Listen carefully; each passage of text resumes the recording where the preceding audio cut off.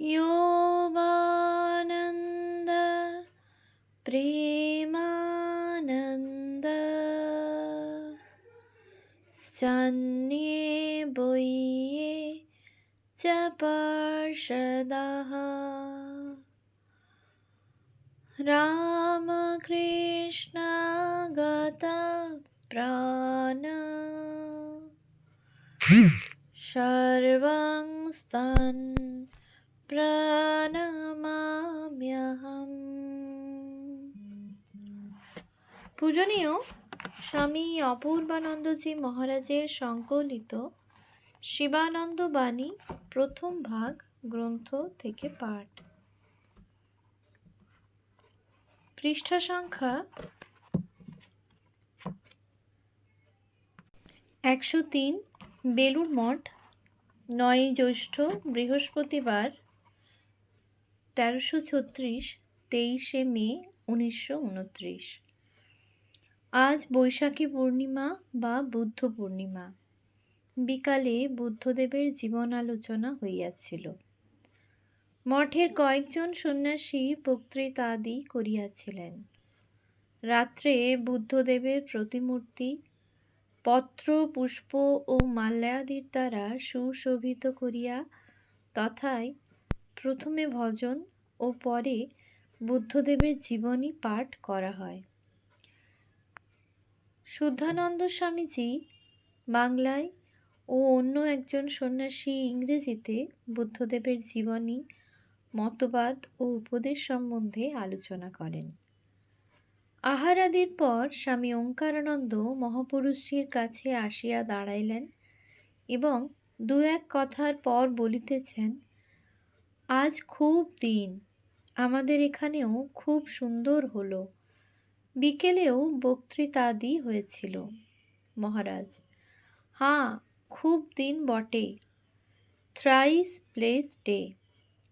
আচ্ছা, সেই গানটি হয়েছিল কি? জুড়াইতে চাই কোথায় জুড়াই, কোথা হতে আসি কোথা ভেসে যাই। স্বামী ওঙ্কারানন্দ: আজ্ঞে না, ও গানটি কারও তেমন ভালো জানা ছিল না। মহারাজ: ভারী চমৎকার গান, গিরিশবাবুর বাঁধা। এই বলিয়া নিজেই সুর করিয়া গাহিতে লাগিলেন। তারপর বলিলেন, বেশ বেঁধেছিলেন গানটা গিরিশবাবু।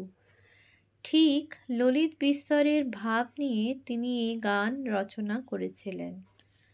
ললিত বিস্তরে এ সেন্সটি অর্থাৎ ভাবটি ভারী চমৎকার আছে। বুদ্ধদেব অবশ্য তখন সিদ্ধার্থ, গোপার সঙ্গে আমোদ প্রমোদ করছিলেন। এমন সময় আকাশপথে অপ্সরাগণ ওই গান গেয়ে গেয়ে যাচ্ছিল। হঠাৎ ওই গান শুনে বুদ্ধদেবের চমক ভেঙে গেল। তিনি বলতে লাগলেন, কে এই গান গাচ্ছে? এ যে আমার জানা গান। জুড়াইতে চাই কোথায় জুড়াই, এ যে আমার চিরপরিচিত গান। ওই গান শুনে বুদ্ধদেবের মনের গতি তখনই ফিরে গেল। আর ভোগবিলাসে মন বসে না, সদা উদাস ভাবে থাকেন। রাজা শুদ্ধোদন ওই কথা শুনে নানাভাবে বুদ্ধদেবের মনের গতি ফেরাবার চেষ্টা করলেন। নানা প্রকার প্রলোভনের দ্বারা তার মনকে ভোগের দিকে টানতে চাইলেন। কিন্তু তখন তার ঘুম ভেঙে গেছে, সব চেষ্টাই বিফল হলো। তারপর তিনি এক রাত্রে প্রাসাদ ছেড়ে বেরিয়ে গেলেন। মধ্যপন্থা সম্বন্ধেও ললিত বিস্তর অবলম্বনে গিরিশবাবু আর একটি গান রচনা করেছিলেন। আমার এ সাধের বিনে যত্নে গাঁথা তারের হার, যে যত্ন জানে বাজায় বিনে উঠে সুধা অনিবার। তানে মানে বাঁধলে ডুরি, শতধারে বয় মাধুরী, বাজে না আলগা তারে টানলে ছিঁড়ে কোমল তার। সে এক সময় গেছে, কি ত্যাগ, বৈরাগ্য, তপস্যা! ভগবান যখন জগতে আসেন তখন আধ্যাত্মিকতার একটা স্রোত বয়ে যায়। বহু লোক জ্ঞান আলোক পেয়ে ধন্য হয়, বহু লোক পরিত্রাণ পায়। স্বামী ওঙ্কারানন্দ। পরেশনাথ পাহাড়েও ২৪-২৫ জন ভিক্ষু সিদ্ধি লাভ করেছিলেন। তার মধ্যে ১৫-১৬ জন জৈন ভিক্ষু, বাকি সকলেই বৌদ্ধ। মহারাজ, একসময় আমাদের মধ্যেও বৌদ্ধ ধর্ম সম্বন্ধে খুব আলোচনা ও বিচার আদি হতো। সে অনেক দিনের কথা। তখন স্বামীজি প্রভৃতি আমরা সকলে কাশীপুরের বাগানে আছি ঠাকুরের কাছে। স্বামীজির খুব পড়াশোনা ছিল, আমরাও কিছু কিছু পড়েছিলুম। খুব তর্ক হতো, ঈশ্বর টিশ্বর তখন কিছুই মানতুম না। আমাদের ওই রকম আচরণ দেখে আর সব ভক্তেরা খুব মর্মাহত হয়েছিল। স্বামীজি নিজে বেশি বলতেন না, আমাকে লাগিয়ে দিতেন। আমি খুব বলতুম, স্বামীজি সব শুনতেন আর খুব মজা করতেন। কখনো কখনো এমন বলেছি যে শরীর বুদ্ধি আনাও অন্যায়, ওতে ধ্যানের ব্যাঘাত ঘটে, ঈশ্বরের ভাবনা মনকে নির্বিষয় হতে দেয় না। খালি মুখে যে ওরূপ বলতুম তা নয়, ওই সময় ধ্যান আদিও ওই ভাবের হতো এবং দর্শন টর্শন হতো ওই ভাবেরই। তখন অন্যরকম ভাবতেই পারতুম না, ওই ভাবে এত ডুবে গিয়েছিলুম। ক্রমে ক্রমে ভক্তদের মধ্যে কেউ কেউ ঠাকুরকেও বলে দিয়েছিল। তা শুনে ঠাকুর বলেছিলেন, ওরা যা বলছে তা ঠিকই বলছে।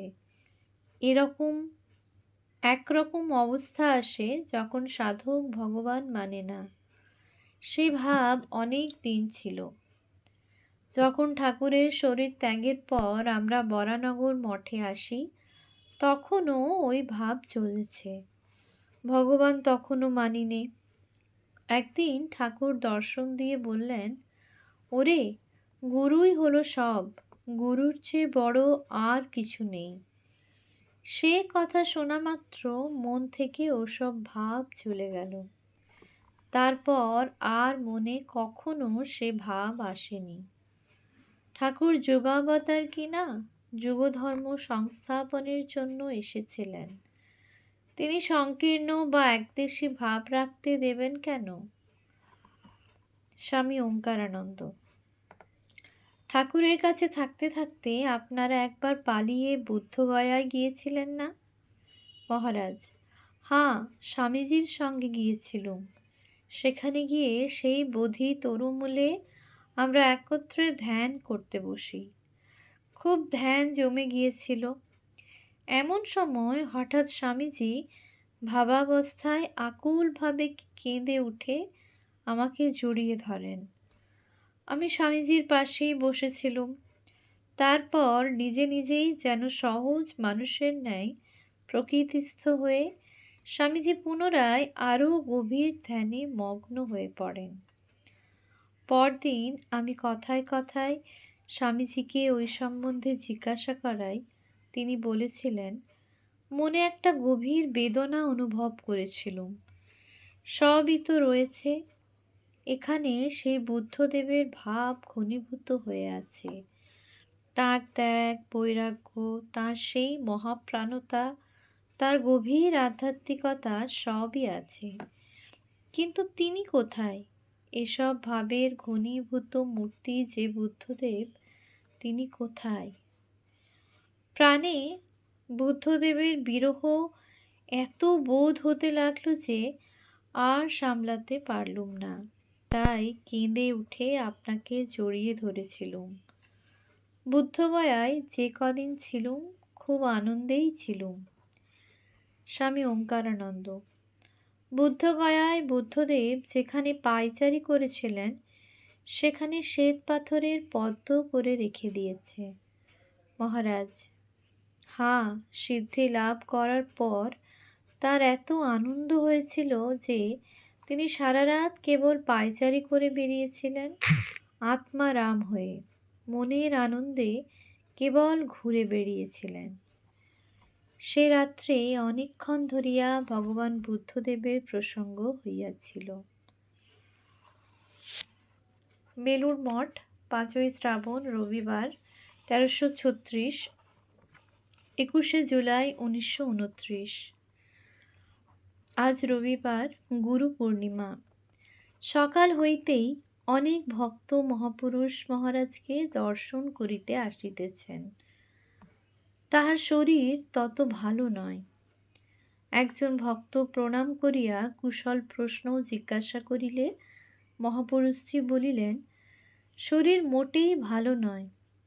আর কি ভালো থাকে? আর কি ভালো থাকে বাবা? এখন দিন দিন শরীর ক্ষীণ হয়েই যাবে। শরীরের ধর্মই এই। ষড়বিকারাত্মক দেহ, জায়তে অস্তি বর্ধতে বিপরিণামতে অপক্ষীয়তে নশ্যতি। এখন ক্রমে ক্রমে শেষ বিকারের দিকে দেহ চলেছে। সব দেহেরই এই পরিণাম। ভক্ত: আপনি ইচ্ছা করলেই তো হয় মহারাজ। না বাবা, তা হয় না। সব দেহের একদিন না একদিন নাশ হবেই। অদ্য কিংবা শতাব্দান্তে বাজাপ্ত হবে জানো না? দেহের নাশ আছেই। তা এ দেহ ঢের বেঁচেছে। এই তো প্রায় 75-76 বৎসর হলো। আর কতদিন? নাশ তো হবে দেহের, আমার তাতে কি? আমি তো আর দেহ নই। তা ঠাকুর কৃপা করে দেখিয়ে দিয়েছেন।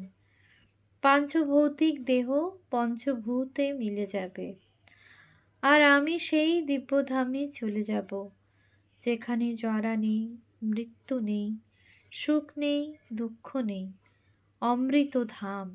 সে জ্ঞান ঠাকুর কৃপা করে খুব দিয়েছেন, দিচ্ছেনও। বেলা আন্দাজ 9:30টার সময় মহারাজ ঠাকুর ঘরে গেলেন এবং 2 জন ভক্তকে দীক্ষা দিলেন। তথা হইতে ফিরিয়া আরাম কেদারায় স্থির হইয়া বসিয়া আছেন। এমন সময় একজন ভক্ত আসিয়া প্রণামান্তে অনুযোগের স্বরে জিজ্ঞাসা করিলেন, আজও নাকি দীক্ষা দিলেন? মহারাজ: হাঁ, ঠাকুরের নাম দিয়েছি। ভক্ত: আপনার শরীর তো একে খারাপ, তার উপর দীক্ষা দিয়ে দিলে যে আরো খারাপ হবে মহারাজ। মহারাজ: তা কি করি বলো? লোকে কাতর হয়ে ধরে বসলে তখন আর না দিয়ে পারি নে। লোকের ব্যাকুলতা দেখে প্রাণ বড় আকুল হয়।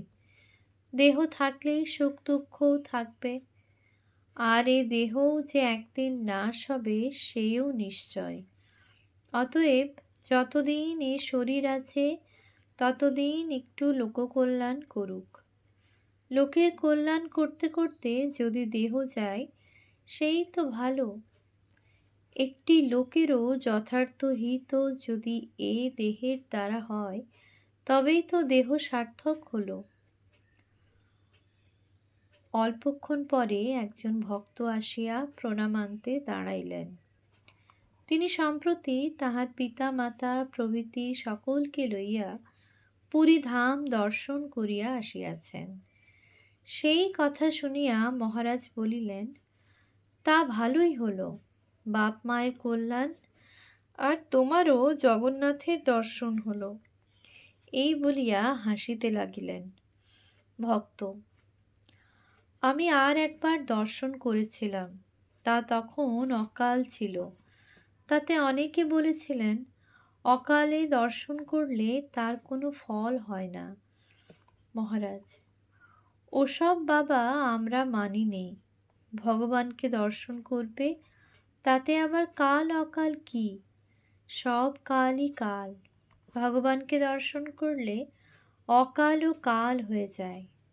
ভগবান তিনি চির মঙ্গলময়। তার দর্শনে কি কখনো অমঙ্গল হয়? এই বলিয়া গান ধরিলেন, মঙ্গল তোমার নাম, মঙ্গল তোমার ধাম, মঙ্গল তোমার কার্য, তুমি মঙ্গল নিদান। বারবার এই গানটি গাহিয়া পরে বলিলেন, স্বামীজি এই গানটি খুব গাইতেন। ওম শান্তি শান্তি শান্তি। হরি ওম তৎসৎ। শ্রীরামকৃষ্ণার্পণমস্তু।